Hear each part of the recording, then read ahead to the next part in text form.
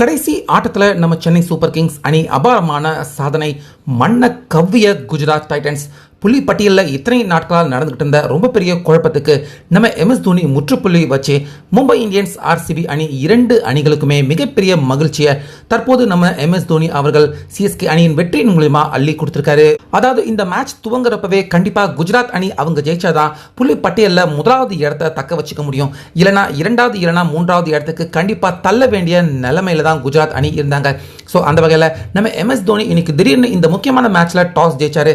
Toss ஜெயிச்சு நாங்கள் first batting பண்ணுறோம் அப்படிங்கிற முடிவை எடுக்க அங்கேயே குஜராத் அணி அவங்க வயிற்றுல புளிய கரைக்க ஆரம்பிச்சிருச்சு.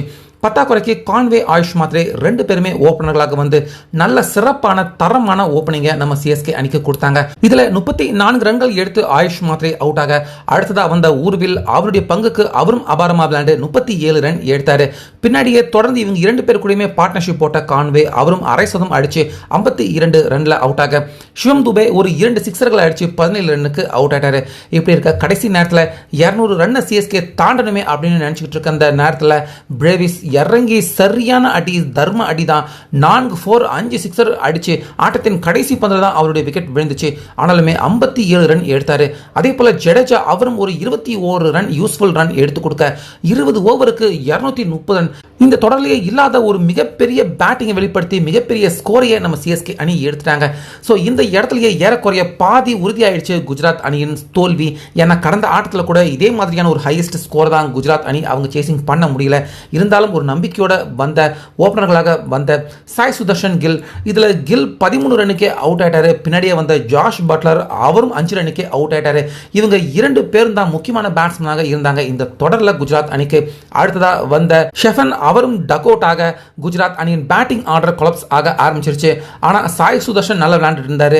ஆனாலுமே ஷாருக் கான் அவர் கூட ஜோடி போட்டு ஒரு 19 எடுத்தாரு. சாய் சுதர்ஷன் அவருடைய வேலையை கரெக்டாக செஞ்சு 41 ரன் எடுத்து அவுட் ஆயிட்டாரு.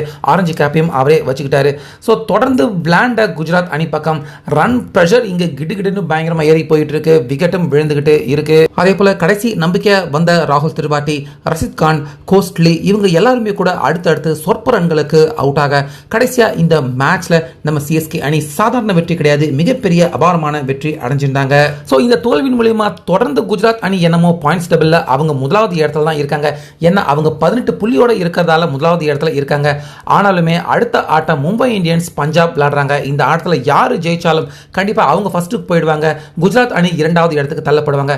அதே போல ஆர்சிபி அணி அவங்களும் லக்னோ அணியை வீழ்த்திட்டாங்கன்னா கண்டிப்பா குஜராத் அணி மூன்றாவது இடத்துக்கு தள்ளப்படுவாங்க.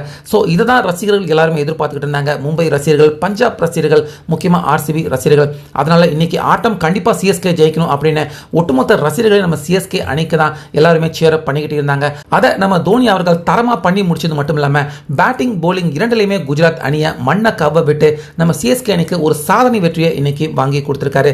இது கண்டிப்பா நம்ம சிஎஸ்கே அணி மட்டும் இல்லாம எல்லாருமே கொண்டாடக்கூடிய ஒரு மிகப்பெரிய வெற்றியாக தான் இந்த சிஎஸ்கே அணியின் கடைசி லீக் மேட்ச் ஆட்டம் எல்லாருக்குமே மகிழ்ச்சி தரக்கூடிய ஒரு வெற்றியாக மாறி இருக்கு. சிஎஸ்கே அணியின் கடைசி ஆட்டத்தில் மிகப்பெரிய ஸ்கோர், அபாரமான பேட்டிங், சாதனை வெற்றியை பத்தி உங்க கருத்து என்ன?